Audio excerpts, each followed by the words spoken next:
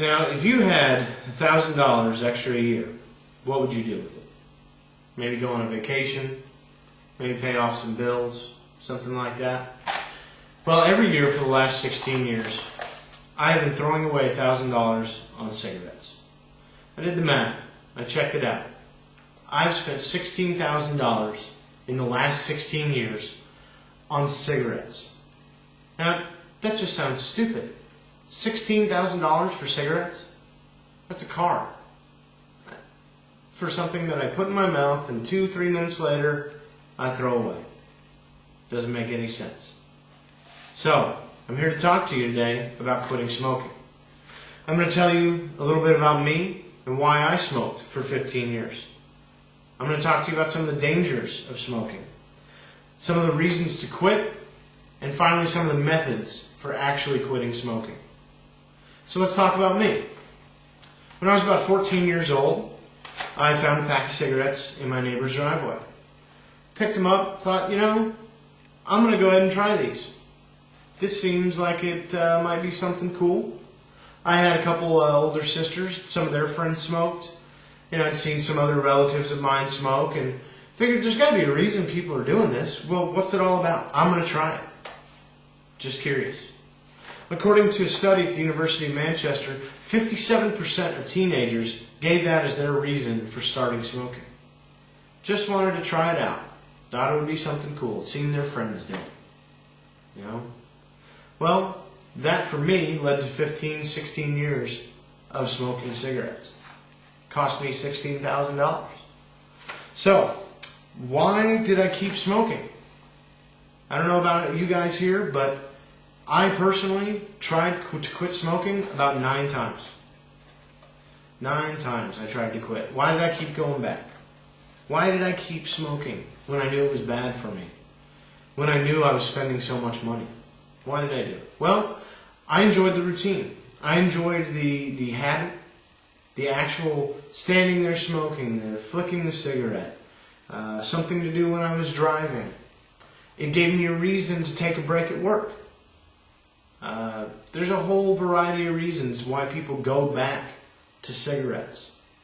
You need to identify what your things are, what your habits and routines are, and find a way to eliminate that behavior. Find a way to modify it. Find something else to do. Okay? Why should you quit?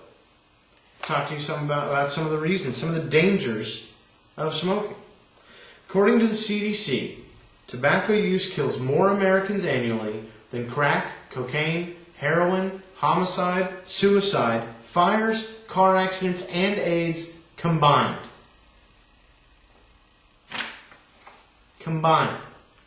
That's an incredible statistic.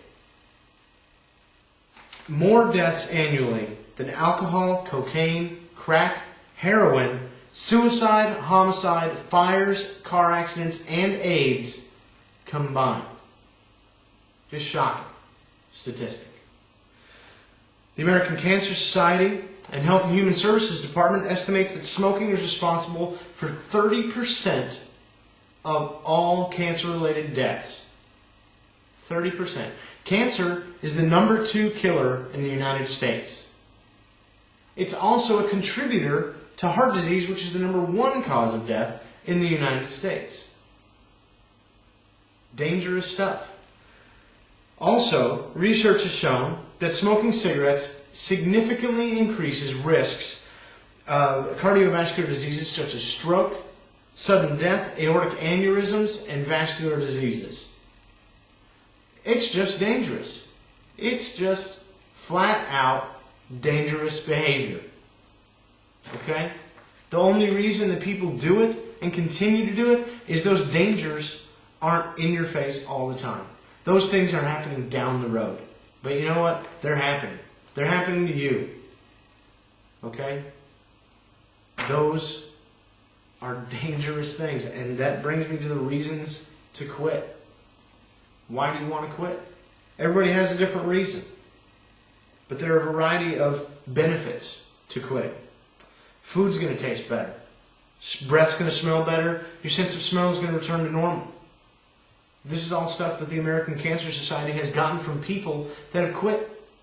Also, Quitting smoking lowers the risk of lung cancer, other cancers, heart attacks, strokes, chronic lung diseases such as emphysema and chronic bronchitis.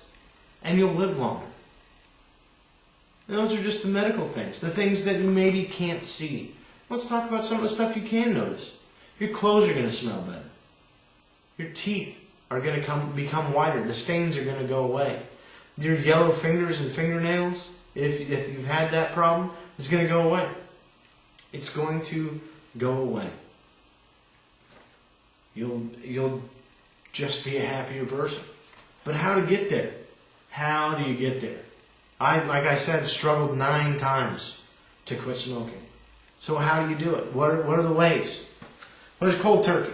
Everybody's heard of that. Cold turkey. You just stop doing it. I'm not going to smoke anymore. I'm throwing my cigarettes away. I'm done. Well, that method requires an incredible amount of willpower. I've tried that method a couple times, and I never even got past throwing my cigarettes out.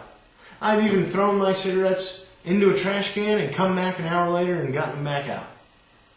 You know, that's how it's worked for me. In my opinion, if you're going to try cold turkey, you need to make sure that you have a strong social network supporting you. It's people that have your back. And I'm going to get to that in just a minute. Let me talk to you again about some of the other methods. Nicotine replacement therapy. Now, that is simply, it's exactly what it sounds like. Getting your nicotine from somewhere else other than a cigarette. Something that doesn't have all the toxic chemicals and carcinogens and everything else that cigarettes have in them. It's just nicotine. It's a patch. It's gum. It's lozenges. It's inhalers. Whatever the thing is. It's just there to give you that nicotine fix and controlled doses so that over time you can start lowering that dosage and take yourself off of it and eventually be done. And not smoke anymore. And not need these nicotine patches or gums or whatever your device is that you choose to go with. Now on top of that, you also have medication. There are medication options. Now, you've got Zyban and Wellbutrin, which were initially antidepressant medications. There was a study done in 1997 for antidepressants seen as a quitting aid for smoking. They used 615 people, 615 smokers that were on these antidepressants, and a significant number of them managed to quit smoking. They just said they didn't have the urges anymore, and they didn't seem to get the mood swings like they had before when they've tried to quit. So they went ahead and started marketing this as a quitting smoking method. Give it away. If it's working on its own without you trying, then hey, let's give it to the people that are trying, and it will just increase their chances for success. But in my opinion, the number one thing that gets people through is a social network. According to a study done by Mbaha, the highest abstinence rates were achieved by smokers motivated by their social network.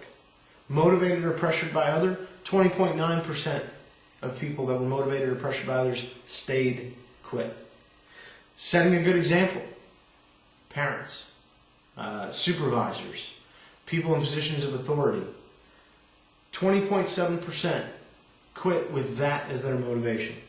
Having a smoke-free social network, 20.3% of people that quit realize that having non-smokers around them all the time helped them not think about it, not revert to their bad behaviors. I know for me, the last 60 days, there's been one reason that I haven't gone back to smoking. And it's a good friend of mine who got me past that 1 a day or 2 a day that I would have. I couldn't stop with that 1 or 2, that last cigarette. I was down to that. She flat out told me, just stop. Just quit doing it. And for the next couple weeks after that, every time I thought about having a cigarette, I thought about what she'd said to me. And it gave me the strength I needed to not go out and get that cigarette. So find what works for you. Okay?